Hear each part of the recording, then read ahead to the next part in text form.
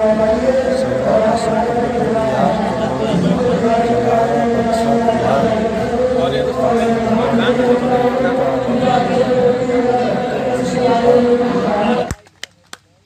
मित्रों, इस विशाल जनसभा की अध्यक्षता कर रहे हमारे परम सम्मानित आज की सभा के अध्यक्ष महोदय, जिनको आदर्श मान करके हम अपनी विचारधारा को आगे बढ़ाने का काम करते हैं, वो महान कारुणिक, महान वैज्ञानिक, महान पर्यावरणविद महामानव गौतम बुद्ध जी के चरणों में श्रद्धा सुमन अर्पित करता हूं। इनके विचारों को भारत ही नहीं पूरी दुनिया में जिंदा रखने वाले, बिखेरने वाले सम्राट अशोक महान जी के चरणों में श्रद्धा सुमन अर्पित करता हूं। कभी भारत में महिलाओं को, जो भी हमारी बहन बेटी इस मंच पर अपनी बात को रख रही थी, कभी भारत में महिलाओं को, किसी भी वर्ग की महिलाओं, शिक्षा का अधिकार नहीं था।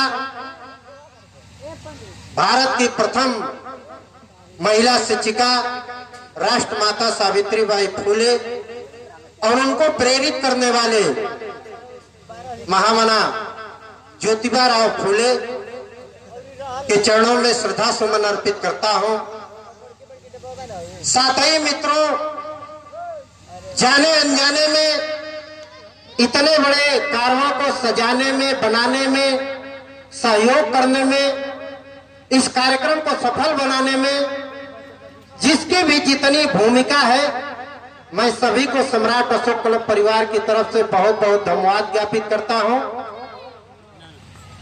और मित्रों, आज इस मंच पर हमारे परम सम्मानित सम्राट अशोक क्लब भारत के राष्ट्रीय महाप्रबंधक माननीय आरपी मौर्य जी,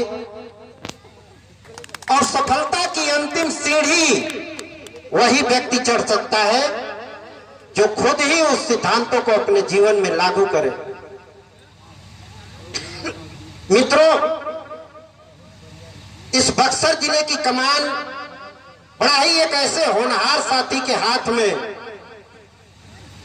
सम्राट अशोक क्लब ने दिया है, जो बहुत जगह हमें तो याद है, मैं शायद भूल नहीं रहा हूं। जब मैं वहां खड़ा था करके, तो मुझे याद आ रहा था कि यहाँ कई एक दो बार मैं आया हूं पहले, और कार्यक्रम हुआ करता था। मेरे मित्रों, हम लोग यही कार्यक्रम करते थे और बहुत सारे लोग यहाँ आते नहीं थे, अपने घरों में से ही देखते थे। तो भाई, हम तो सिद्धांतवादी हैं। कोई साथी बता रहा था, किसान वाला और वो वाला, कि भाई किसान अपना काम करता रहा और उसने विवश कर दिया एक न एक दिन पानी बादल को बरसने के लिए, और इस बात के लिए कि मैं तो अपना काम कर रहा हूं, कि मैं अपने काम को नहीं भूलूंगा, लेकिन तुमको कह नहीं रहा हूं पानी बरसाने के लिए, अब तुम समझना। और उसको याद आया और उसने अपना काम शुरू किया।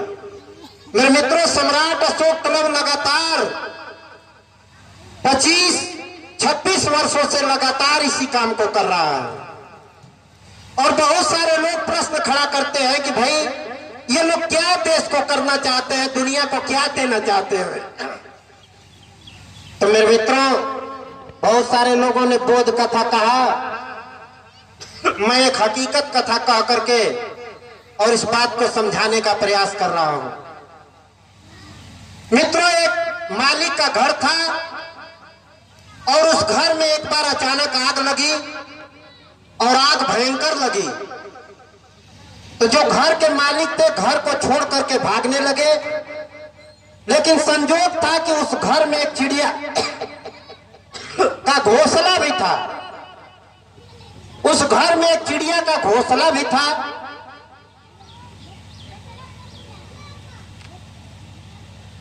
घर वाले घर छोड़कर भागने लगे, जिसको मालिक कहा जाता था। चिड़िया रहमो करम पर रहती थी, अपना बसेरा करती थी। चिड़िया ने सोचा कि घर वाले घर छोड़कर भाग गए, भयंकर आग है, रुको एक छोटा सा प्रयास करते हैं। और वो क्या करती थी, आग बढ़ती गई, तालाब किनारे जाती थी, चोंच भर पानी मुंह में लाती थी और मुंह में ला करके और भयंकर आग पर ऊपर से छोड़ती थी। सुबह से शाम तक यही काम करती रही। जब अंधकार होने लगा, आग बढ़ती ही गई। उसका एक चिड़िया साथी देख रही थी, उसने पूछा कि घर के मालिक जो रहनुमा थे, इसके जो मालिक थे, वो घर को छोड़ करके भाग गए और तुम तो एक बसेरा ली हो, तुम्हारा ये घर भी नहीं है। उसने कहा कि मेरा, अगर मैंने बसेरा लिया है तो मेरा घर है और इसकी सुरक्षा करना मेरा कर्तव्य है। तुम्हारे एक छोटे से प्रयास से, उस चिड़िया ने कहा, कितनी भयंकर आग बुझेगी? तुम्हारा एक प्रयास इस भयंकर आग को बुझा पाएगा?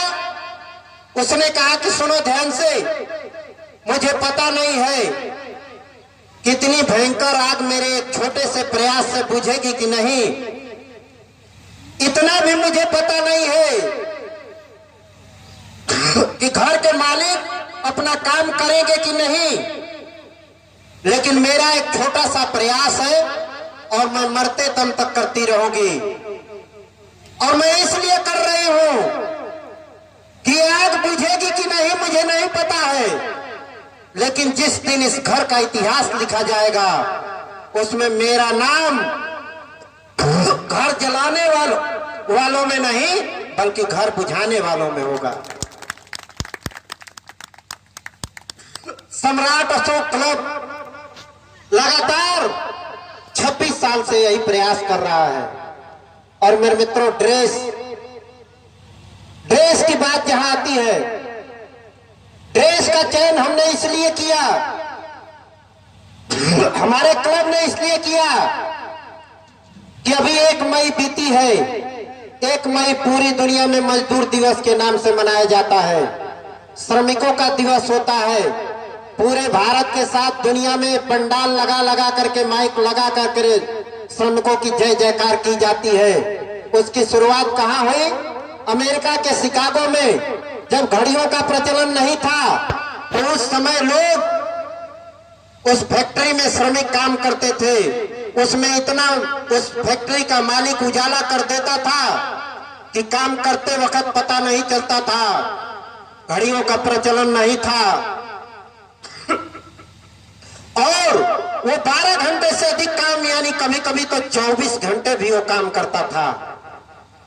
किसी एक नौजवान साथी में जागृति हुई और उसने कहा कि हम इंसान हैं तो हमें भी खाने पीने रहने का अधिकार है, हम 8 घंटे से अधिक काम नहीं करेंगे। मालिक को यह बात ठीक नहीं लगी और वो अपनी आवाज को बुलंद करता रहा, अपने श्रमिकों को जगाता रहा और जगाते जगाते मेरे मित्रों इस कदर कर दिया कि हड़ताल पर आ गए कि मैं काम नहीं करूंगा, काम करूंगा तो सिर्फ 8 घंटे काम करूंगा, वरना हम हड़ताल करेंगे, काम नहीं करेंगे।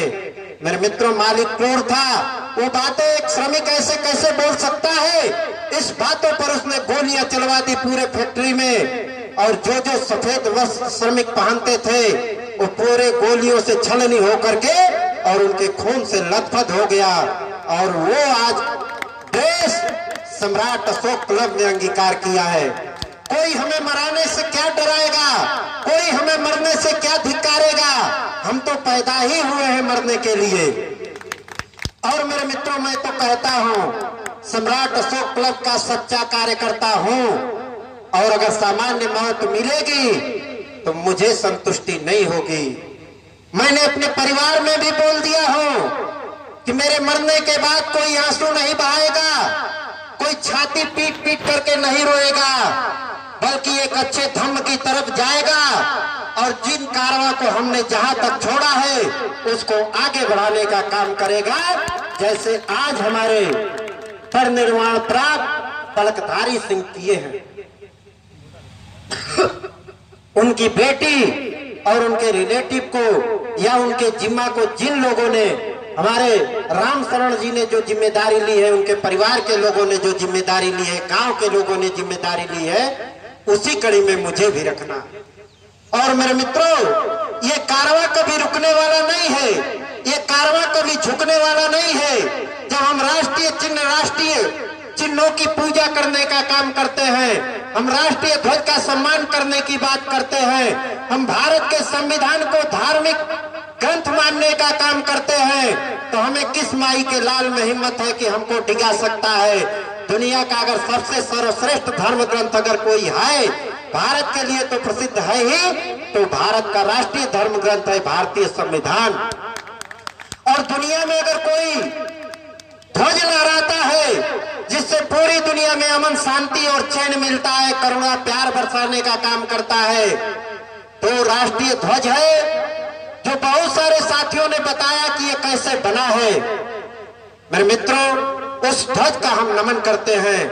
और मैं आपको आगाज करता हूं, अपने सम्राट अशोक क्लब के कार्यकर्ताओं को चैलेंज करता हूं, उनको एक कसौटी देता हूं, कसम देता हूं कि मेरे मित्रों, यह देश मेरा है।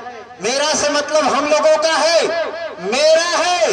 अगर कोई इस देश की रक्षा करेगा या नहीं करेगा, लेकिन अगर इस देश को कोई खिलवाड़ करने की काम करेगा, इसकी अस्मिता से अगर कोई खेलने का काम करेगा, तो हम अपने जान की बाजी भी लगा करके इसकी रक्षा करने का काम करेंगे। मेरे मित्रों, ना हम कभी डरे हैं, न आने वाले दिनों में हम डरेंगे। मेरे मित्रों, बहुत सारी चीजें बातें आई, बहुत सारे लोगों ने अपने अपने तरीके से बातों को समझाने का प्रयास किया। और जो आज का हमारा विषय बिंदु है मेरे मित्रों, कि भारत की जो धर्मनिरपेक्षता है, लता जी ने उसको सुधार करके पीएचडी की है, तो हमें चाहिए कि उनकी बातों को हम अंगीकार करें। और पंथ निरपेक्षता की जो बात है, उसमें महामानव गौतम बुद्ध के विचारों की क्या प्रासंगिकता है, क्या योग्यता है, क्या हम करते, क्या उनके विचारों को लागू करते। मेरे मित्रों, बात वही आती है, एक संकल्प लेने की जरूरत है। और हम तो संकल्प ले लिए हैं, क्योंकि मेरे मित्रों, जब हम घर से चले थे तो इसी ड्रेस में, क्योंकि बड़ा कभी कभी इस बार लगता था कि हम अपने घरों में इस त्योहार को मनाने का काम करेंगे, लेकिन पुनः यहाँ आने का अवसर जो प्राप्त हुआ, मैं धन्य हो गया यहाँ आकर के। लेकिन मित्रों, जब मैं घर से चला था, हमारे सम्राट अशोक क्लब का इस बार आदेश था कि हम अपने घरों में भी इस पर्व को बड़ा ही जोरदार तरीके से मनाएंगे और पूरे परिवार के साथ मनाएंगे। जो हो सकेगा हम धमदान करने का काम करेंगे, कुछ नहीं करेंगे तो थोड़ा थोड़ा खीर जरूर धमदान करने का काम करेंगे। तो मेरे मित्रों, सबसे पहले उठना, नहाना धोना, फ्रेश होना और अच्छे कपड़ों का निर्माण पहनना, और पहन करके पूरे परिवार के साथ महामानव गौतम बुद्ध के तस्वीर के सामने पंचशील दीप जलाना, और जला करके पूरी तस्वीर के साथ चित्र खिंचवाना, और खिंचवा करके पूरी दुनिया में वायरल करने का काम करना। और वहां से जिस गंतव्य को जाना है, इतना ही पर कारवां नहीं रुका है मेरे मित्रों। शाम को ठीक 6 बजे पूरे सम्राट अशोक क्लब के कार्यकर्ता अपने घरों में जिस महापुरुष की पैदाइश पर खुशियां मनाने का काम करेंगे, जिसका जहां होगा, छत होगा, पक्का घर, कच्चा घर, उसके ऊपर कैंडल जला करके और यह बताने का काम करेंगे कि उनके लोग अभी जिंदा हैं, उनके सिद्धांतों को हम मरने नहीं देंगे। जब तक हमारी जिंदगी रहेगी, उन सिद्धांतों को हम लागू करने और करवाने का काम करेंगे। ये काम सम्राट अशोक क्लब कर रहा है मेरे मित्रों।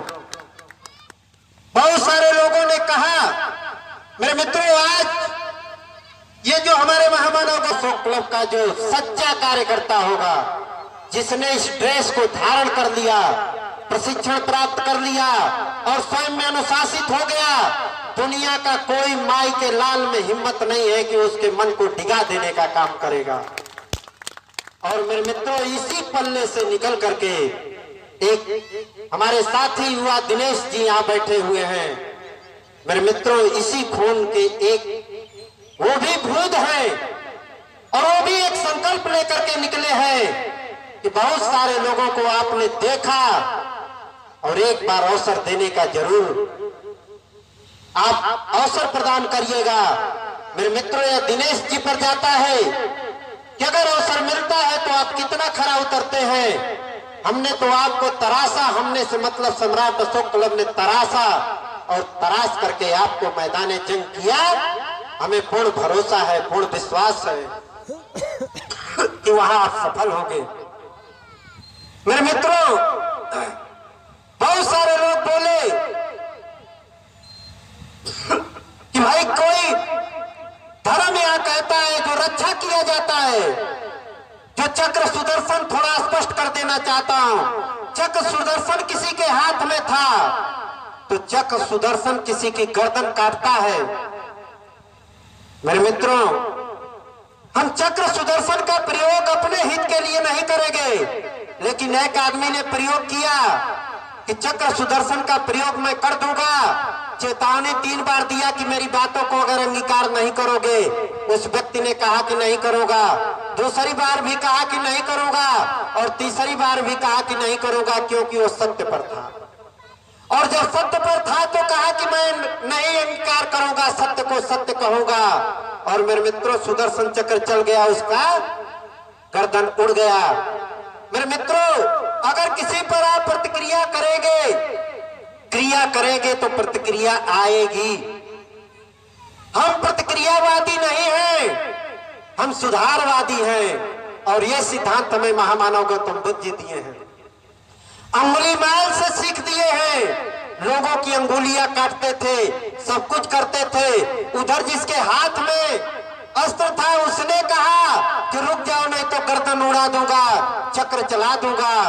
और मेरे मित्रों, एक यहां चक्र था, एक यहां भाग्य चक्र था। जब अंगुली माल कहता है कि रुको, ठहरो, तो महामानव गौतम बुद्ध साधारण से में कहते हैं, अरे मैं तो ठहर गया, तू कब ठहरेगा।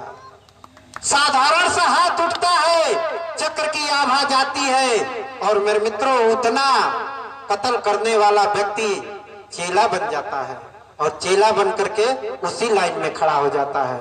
मेरे मित्रों, हम संहारवादी नहीं हैं, हम सुधारवादी हैं।